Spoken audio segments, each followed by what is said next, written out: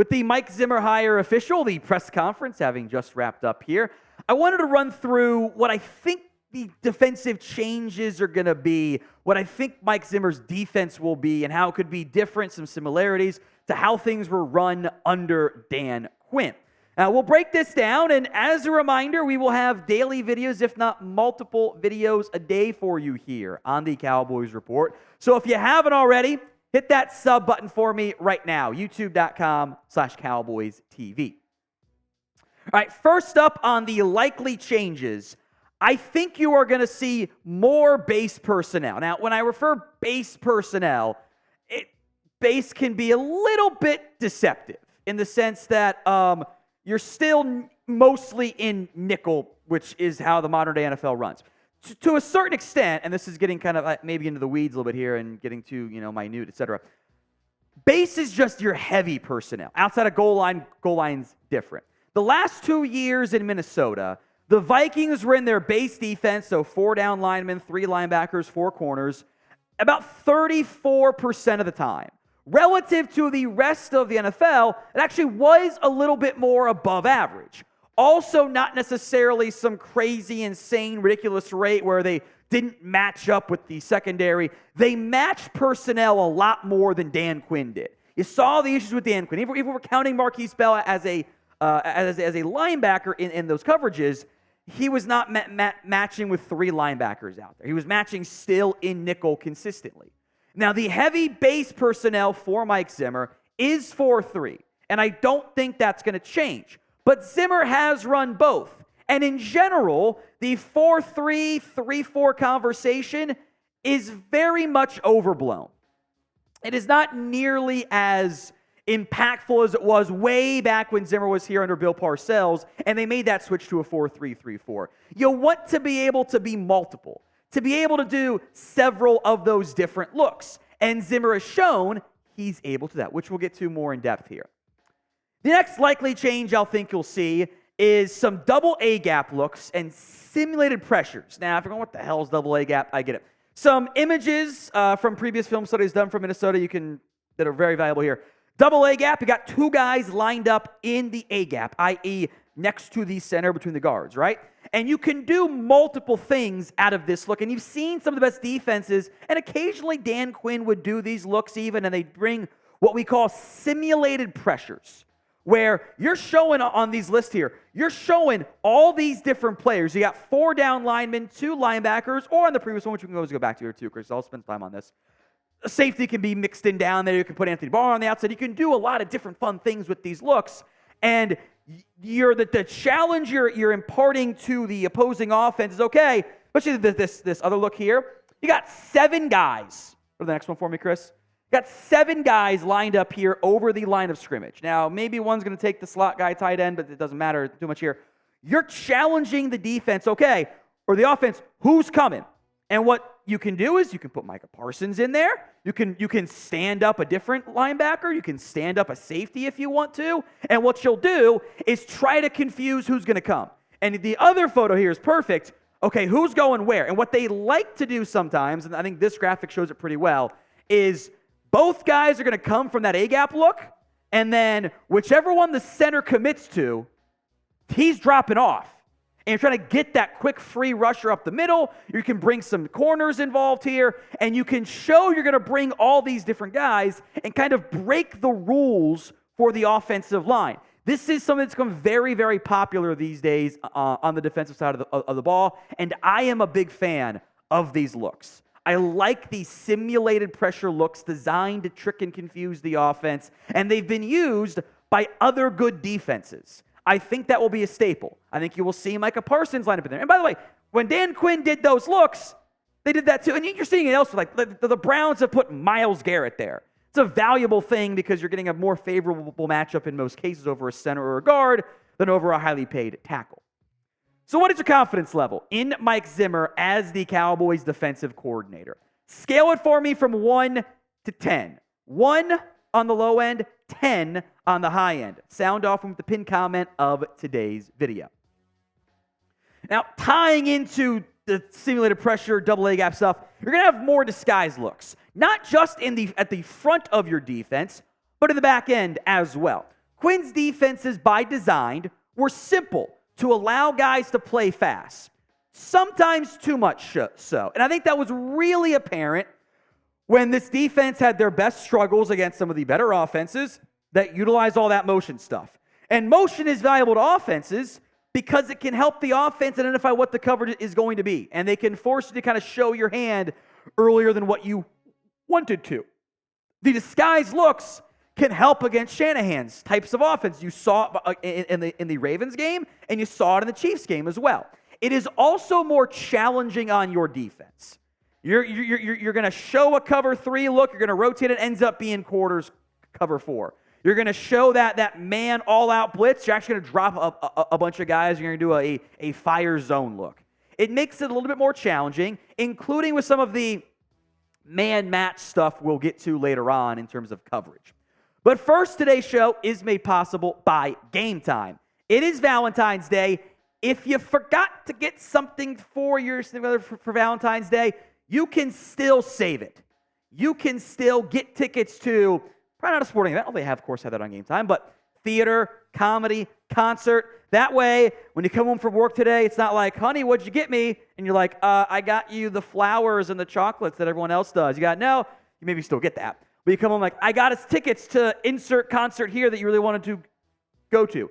And we're going to save you guys $20. Use promo code CowboysChat at GameTime.co for $20 off your first purchase. Link will be in the comments section and the description of today's show. It's promo code CowboysChat to get $20 off. Terms do apply, but create that account. Redeem code COWBOYSCHAT for $20 off. Download Game Time today for last-minute tickets, the lowest price guaranteed. Next up on the likely changes, Fatties only rides again. You know, I was thinking about this the other day when I was kind of going through all the Zimmer film study stuff, and I went, and a lot of the stuff he likes to do are the things I like and the things that I do when I'm playing sports video games. And I'm wondering, is that just because subconsciously I grew up watching Mike Zimmer's offenses with Dallas, and my dad was a big Bengals fan, so I was watching those too? Like, was I subconsciously influenced in my formative years? I don't know, maybe. But back to this conversation. Zimmer actually uses big nose guards. He has invested in guys like Linval Joseph, like Michael Pierce over the years. I think that Mazi Smith could really benefit from this hire because, in theory, you're not going to have your 330-pound-ish nose guard now being asked to play 3 technique at like 297. That's not, I don't think, I would have bigger concerns if that is the plan, for whatever went wrong with Mazi Smith this year. I think the weight is going to go back on. We're going to get him the Golden Corral exclusive membership discount card. DT will be prioritized. And with Mike Zimmer, we'll talk about the spine of his defense being important. It's not just DT. It's not just linebackers. It's not just safeties. It's all of those things. And I think defensive tackle in particular, when was the last time you had a dude at that spot? Kind of used David Irving there a little bit as a dude, but he had his own, he didn't care about being a good football player, and that was kind of the big issue there. So my expectation is we're going to get Mazi Smith's weight back up, and we're going to have the drafted a nose guard in round 1, going to play nose guard in 2024. If you want to make Mazi fat again, spam MMFA in the comments section. One of the things that I've always liked most about Zimmer, even though things ended badly in Minnesota at the end of his tenure, is to an extent all coaches kind of go, the willingness to adapt and to change relative to his personnel, even in the middle of the season. And I think nowhere is this more shown than in the way he's utilized his coverage schemes. Now, all this data is per PFF. Shout out John Oning for tweeting it out. The last 2 years in Minnesota, cover 0, 2.6% of the time. Cover 1, 17.8%.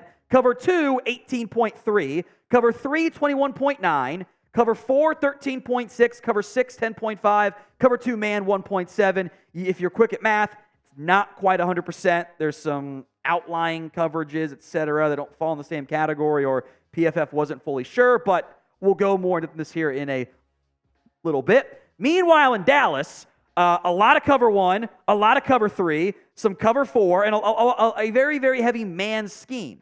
And you might be looking at that Vikings coverage and go, he's a zone coverage guy. Look at all that cover 2 and cover 3 he was doing. Yes and also no. Mike Zimmer at his core wants to run man. He wants to play press man. He did that early in Minnesota, but he had to modify his defense. Remember, when he took over the Vikings, Leslie Frazier had been their head coach, and they were doing a bunch of cover 2. And Mike Zimmer got the famous quote out there of like, I can find a cover 2 corner down at the 7-11. He doesn't think it's very challenging for corners. He did run more cover 2 down the stretch because he had to. He didn't have the corners that could hang in the man coverage heavy stuff he wanted to do. So Zimmer didn't try to put a square peg in a round hole. He adjusted his secondary schematics and scheme and everything to make it work with what he had. His coverage preferences at his core, he wants to play man, which to a certain extent, when you do those simulated pressures, you want to have man across the board because that's how it's going to operate at its best. He wants to play some press, not always jam, but playing up against the receivers. He will rotate those safeties late. I'm a big fan of that. Also keep an eye out for what we call man-match coverage, where basically, to kind of condense it down a little bit here, and it's not quite 100% accurate, but it's easier to understand that way because it's really complicated. Receiver goes vertical. It's man coverage. Corner's going to stay out there with the man guy. If the receiver does an in-breaker or whatever, corner kind of peels off and stays in his zone. So it's very challenging on corners because you're not just, I'm guarding this guy, I'm guarding this area. It's, I'm guarding this guy and that area. It's a little bit more complicated. The good news is, I think your current corners fit that really well. You know who else runs a bunch of man-match coverage stuff? Nick Saban. Trayvon Diggs knows that defense very well. Deron Bland, I think, can be a good man-match coverage corner because he's a playmaker, and that's the benefit of doing that stuff. Stephon Gilmore, if you bring him back, very smart football player. I think he can have success there as well. Safety room, Zim's going to want intelligent safeties. I think Malik Hooker and Donovan Wilson can work. I am curious if Zim can get more out of Marquise Bell and Wanye Thomas at safety than what previous regimes did, but I wouldn't fully rule out Zimmer saying, I want somebody else in there. Jaron Kearse, we will talk about on a future video. Who will have more success? Let's say Dan Quinn last year, Mike Zimmer this year. MZ for Mike Zimmer, DQ for Dan Quinn.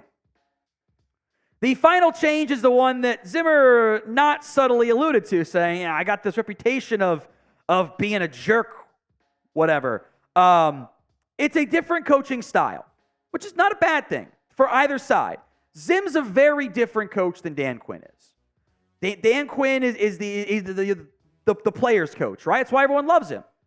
Zimmer will push and challenge you. To be blunt, he'll be a bit of a hard ass. You know what? I think that could be a good thing a little bit.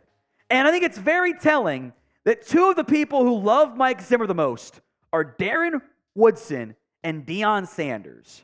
And in terms of like personalities, can't have two more divergent personalities there. You got Primetime and Darren Woodson, who's just quiet, goes about his business, and does work properly. Both those guys love Zim. If you are willing to be coached hard and pushed, Mike Zimmer can get the most out of you. And if you're not, prepared to go that route, you might have issues. And it might not be long in Dallas if Zimmer is also long in Dallas.